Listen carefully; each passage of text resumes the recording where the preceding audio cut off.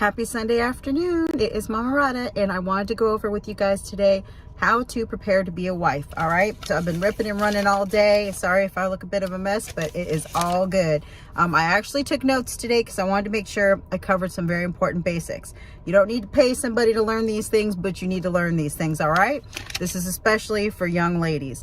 But you can apply it to whatever age you're at if you're not married yet, all right? And we just have to work around it, all right? Number one, you need to have a good relationship with your parents, especially your father. Your parents are the first place that you practice submission, all right? So showing that you can be submissive to your parents is very important. Having a good relationship with your father is very important. If you have some situation where he's not been a part of your life, or he left, or your mother left, or whatever, if at all possible, reconcile with your father. It is very important. Okay.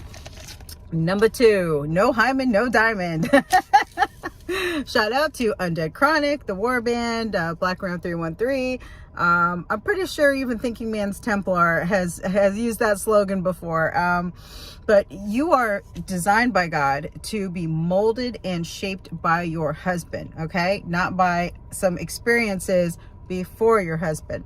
So let's just say, hopefully you're still a virgin, all right? If you're a virgin, that's great. Keep it tight. You'll find Mr. Right, all right? So basically, every husband, generally speaking, wants a woman that's pure, that's chaste, that shows her self-control, and that she belongs to him, and he wants all those things to be a first from him. Now, if you're not a virgin anymore, don't hook up. For the love of God, stop casual sex escapades, all right? That's a minimum. And repent and come to God, basically. But just stop, because the least amount of partners you have, the better, all right? So let's just go with that. Number three, you need to learn the art of femininity. You need to learn softness, how to dress like a woman, feminine, frilly, lacy, soft colors, dresses, skirts, heels.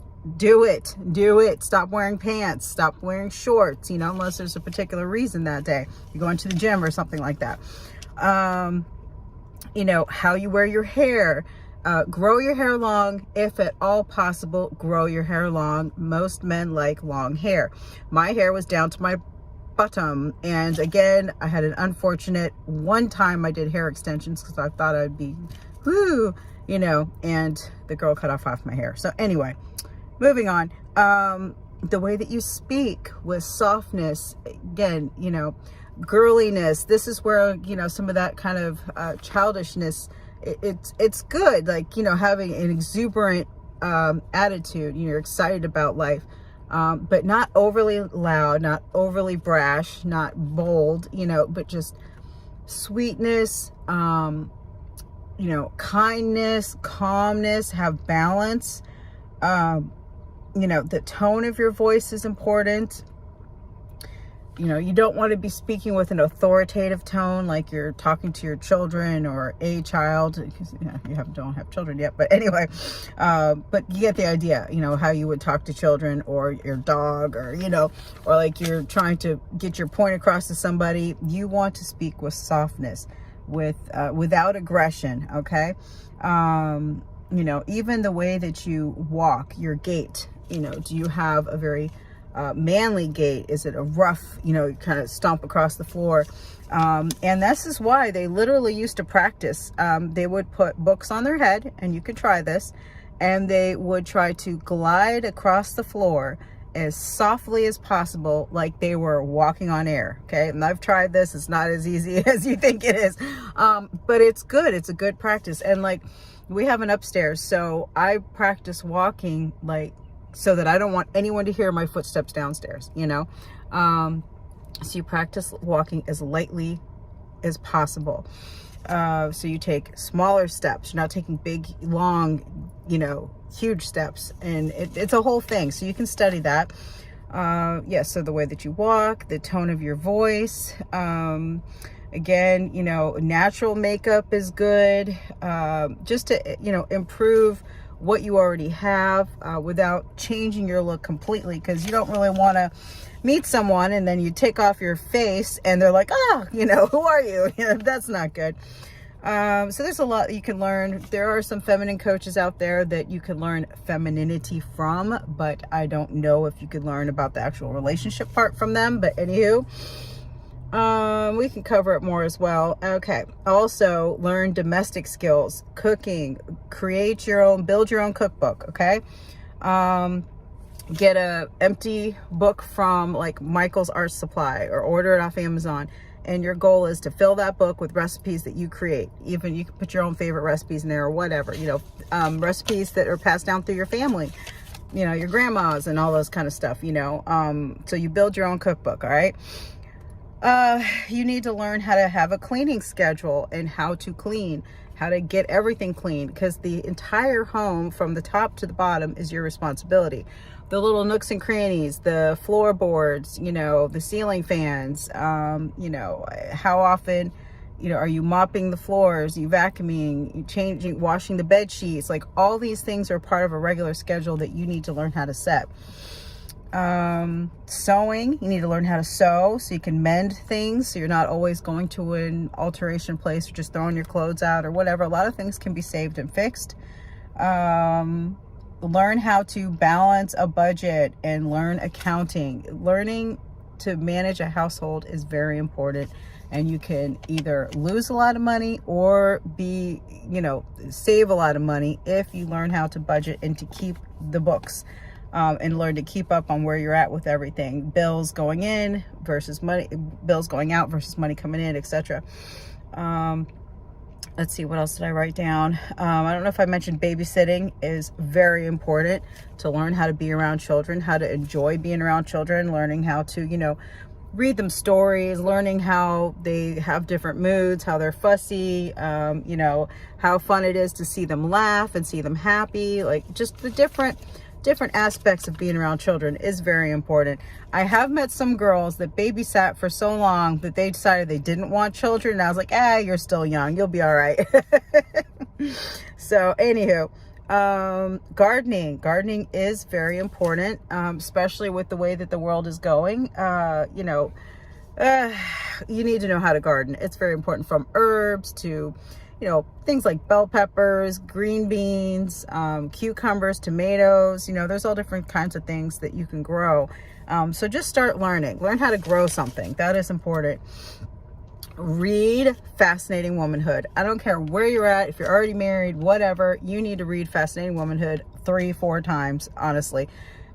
That's the thing about messages, is every time you listen to a message or read a book again, you get something new out of it, because your mind cannot absorb everything the first time. Okay, so Fascinating Womanhood by Helen Andeline, if I'm saying her name right.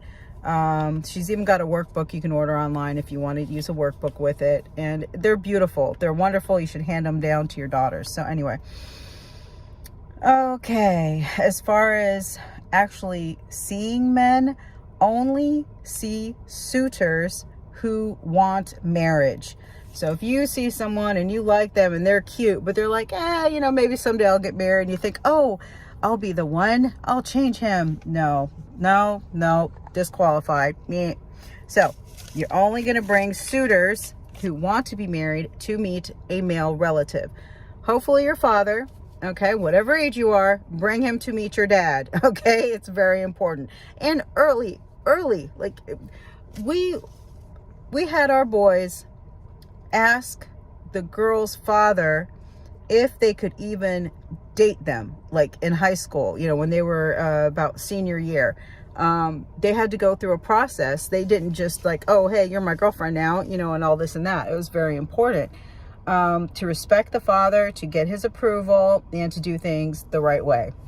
So whoever it is that you like, who likes you, you need to have them meet your dad as soon as possible. A little lunch, whatever, something simple, but he needs to meet him. So if you don't have your father, another male relative would be ideal. Your pastor would be ideal. And if it comes down to it, you know, let's say you're a little older. If you have a good male friend, that's a little tricky because a lot of them are your friend because they wish they could be with you, but they're friend zoned. So anyway, but maybe you do have a family friend that's a male, older male, whatever.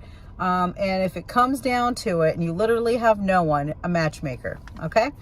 So singles ministry, that kind of thing. But again, that would be at the church. When you say yes, all right, you need to marry with a lifetime commitment on your mind. All right. You need to come into it thinking this is going to be a journey, good and bad. That's why the vows are what they are. You need to come into it with the attitude that I'm going to study my husband and I'm going to learn all about what he likes and what he doesn't like. And I'm going to try to watch him and look ahead and oh, my husband's going to need this. I'm going to do that for him. Or, okay, it's getting to be later in the week and he normally likes to go bowling. So I'm going to make sure he's got his sandwiches ready. If he wants to bring his friends by, I'll have sandwiches for them, and make sure his bowling ball's right. Whatever. You just study your man, okay? And learn to read him and give him what he needs without him even asking. All right. Very good. Also, you need to come into it with the attitude that my husband is the king of this castle. All right. And just everything kind of flows from that. And do not, and I repeat, do not go into marriage thinking that this is 50-50, that this is a partnership, that we're equal. Egalitarianism is out the window. Okay. It doesn't work. There's no such thing. That doesn't mean your husband's not going to care about how you feel or what is important to you or ask you your opinion or, try to teamwork with you. Most men do. Okay. But it is with the woman coming with the respect that her husband is the king, that he's the boss, that he's in charge, that his final say is what goes. You will get a lot further having that kind of respect and reverence for your man than trying to fight in any way, shape, or form for your rights. Okay. So I'll just keep it as that. Otherwise, I'll go on a rant about how all of our rights were given to us by men because we didn't fight for anything. Okay. And then the last thing that I want to say, because I wanted to keep this short and simple for now, is that we really need to remember that love is not a feeling. Love is a decision. Love is not a feeling, because our feelings change from moment to moment. The way that the wind blows, our feelings change. All right. We're very fickle women. Love is a decision. It is a decision that's a commitment that says that no matter what, okay, because we're assuming that you vetted the man well and he's a good-willed man. He's not perfect, but he's good-willed. 80-20, 80% what you like, 20% what you don't like. That's a perfect man. That you have the commitment that no matter what, you're going to do whatever it takes to make it work. All right. And that's the only way that you can build a lasting legacy to see grandchildren and great-grandchildren come from your family line and the family stay intact. All right. That's the way that people build generational wealth and generational families, and an actual legacy. And I haven't given up hope yet. Okay. That it's not possible, because there are some out there. You're going to have to search. And actually, I feel like I'm talking to the men more now, is that you're going to have to search to find the women that view life this way. And if you find a young lady and she's throwing up these feminist flags, red flags, she could be as cute as pie, but it's very hard to unlearn that stuff. And right now is a really good time to see where they stand, because Roe versus Wade got people tripping. The salt is flowing. Okay. The tears are flowing. And you can tell a lot about a woman right now by where she stands on this issue. That just is what it is. So ladies, read Fascinating Womanhood, study femininity, grow your hair long, grow your natural hair. Try, unless you have terrible eyebrows or something, just grow your natural eyebrows.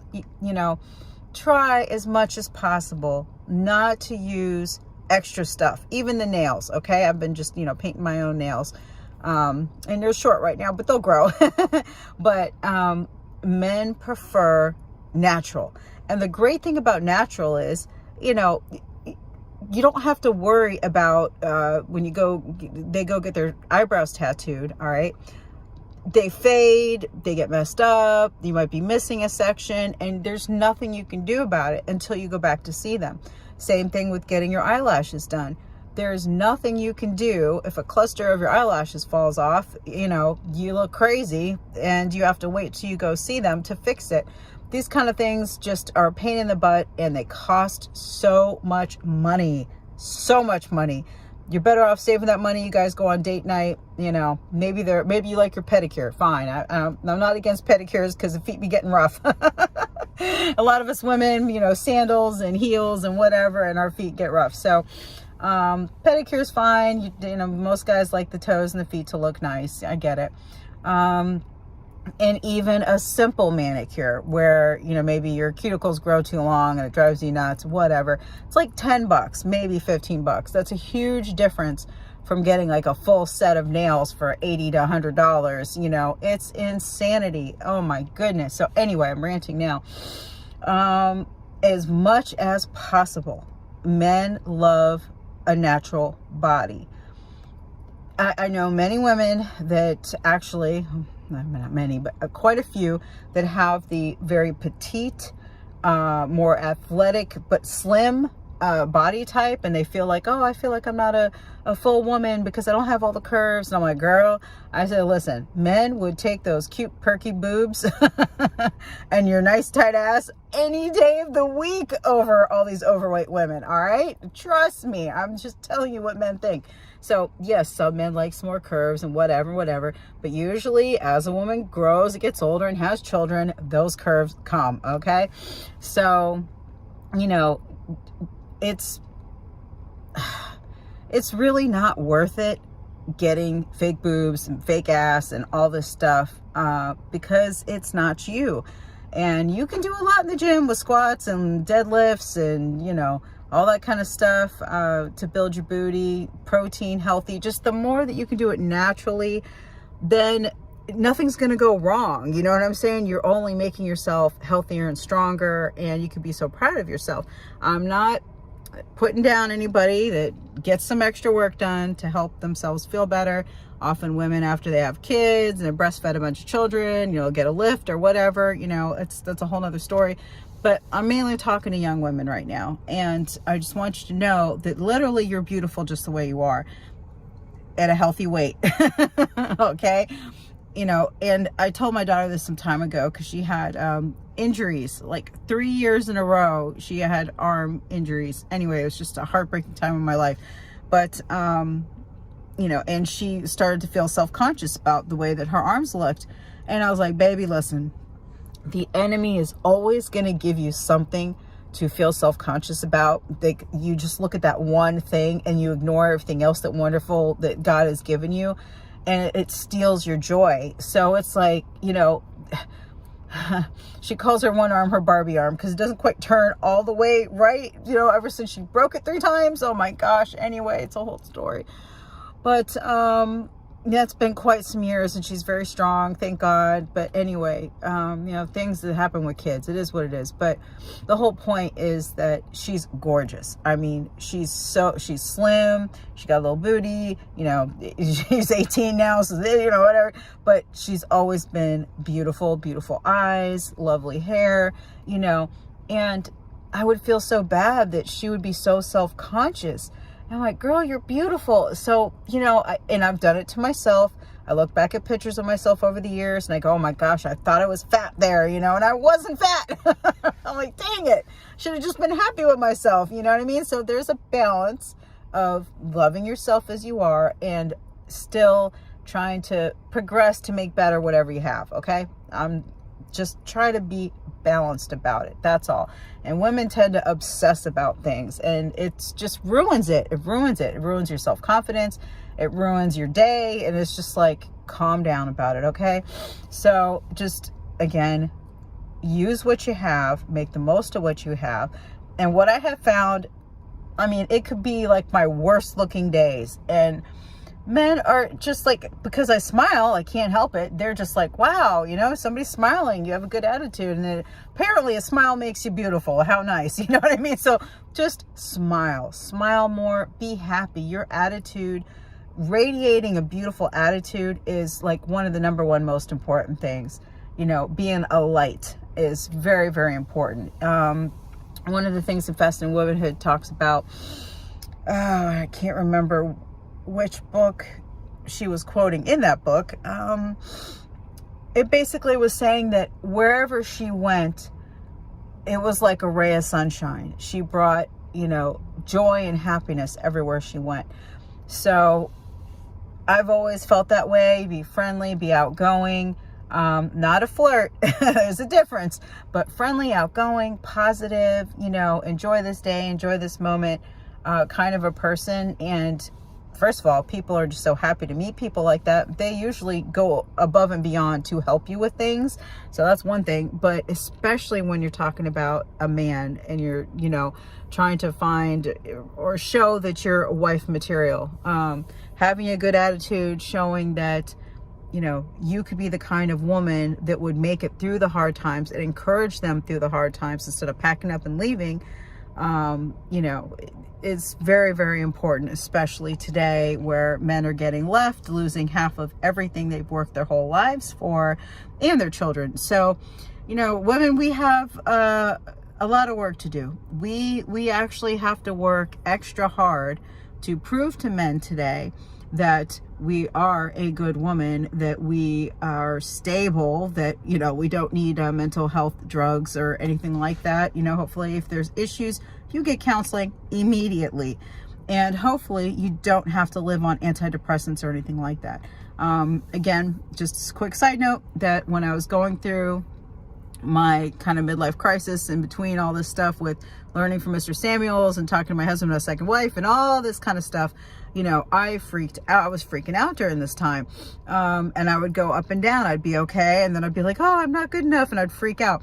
So anyway, when I finally found a therapist to talk to, because during COVID, it was like, there's nobody anywhere. I was very annoyed. I'm like, so many people are struggling and there's no freaking therapist. Anyway, you know, the first thing that she wanted to do was prescribe me antidepressants. And I was like, I just want to, how is that going to help fix whatever the issues are that I'm upset about? You're just putting a Band-Aid on it. So I didn't like that idea. You know, she's like, well, just fill it and put it up there, you know, just in case. And when I studied the side effects of getting off that stuff, I was like, that's hell. I was like, no, thank you. And I met a lot of people that they started on one and they ended up on like 4 levels up because it wasn't good enough or it needed to be stronger. And I was just like, nah, by the grace of God, keep me from that, Lord. So I quit all my smoking, my drinking, you know, my 420, you know what I'm saying? And did not use antidepressants, and they're still sitting up in the cupboard. And I'm very, very happy about that. I know sometimes people actually need it. Go for it if you need it. All I'm saying is that for 1 in 4 women to be on an antidepressant or head med drug in this country, I think they're over prescribing. Okay, that, or we got a lot of serious problems, ladies. So anyway, you know, and there's a lot of young women on that too, and that is not good. That's not a good sign. So therapy is needed. Fix yourself, heal yourself before you get into relationships and you're trying to get married. Okay, so all those things are super duper important. And I would also say that have your foundational principles, okay, about life. All right, and you should marry someone that has the same religion as you. It can still work if you guys have different religions or religious backgrounds, because most of the tenets are still the same philosophies. It just makes things a little bit more complicated when you come from different cultural backgrounds. But, you know, most of the tenets are the same. The man's the head of the home. Family's the most important. X, Y, and Z, you know, submission and all those things are the same in most every culture. All right. So that shouldn't cause a problem in itself. And you need to teach the children what your husband wants you to teach them, you know? So that's important. Was somebody rolling by?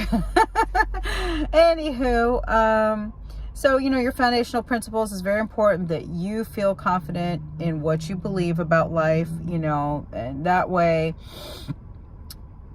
it's not that you want to be so headstrong about it that you go into a marriage and it has to be by your letter of the law of foundational principles. But as a person, you should just have a good foundation of your views about life. You know, you got the whole abortion thing. There's some important things, you know, homeschooling your kids. You know, there's some things in today's world that are very, very important. So you need to have views about that, be able to articulate that to your man, and then you need to submit to whatever it is that he wants to do, you know, once you're actually married. So you do have to choose wisely. Okay, anyway, I love you guys, and this is a little long, but you know, I wish you guys the best of luck. And there are so many men out there that really want a good woman. Okay, so if you can just prepare yourself and pray. You do have to be active. You can't just sit at home and expect God to drop them on your doorstep.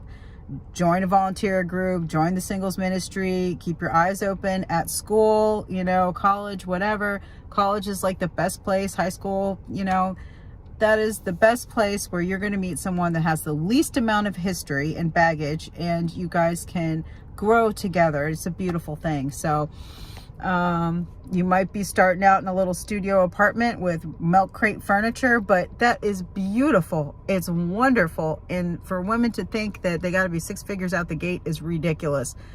Again, whole different story there. So, you know, I would not focus on the money as long as they work, you know, and they show dominance and, you know, leadership, and you know, they're a man. Okay, cool beans, you know, then just get with the program, grow together. So anyway, that's enough for today. Wish you guys the best of luck. Mama Radha loves you, and we need good families raising good people more than ever. We are the light of the world, the salt of the earth. Amen. Ciao. Bye.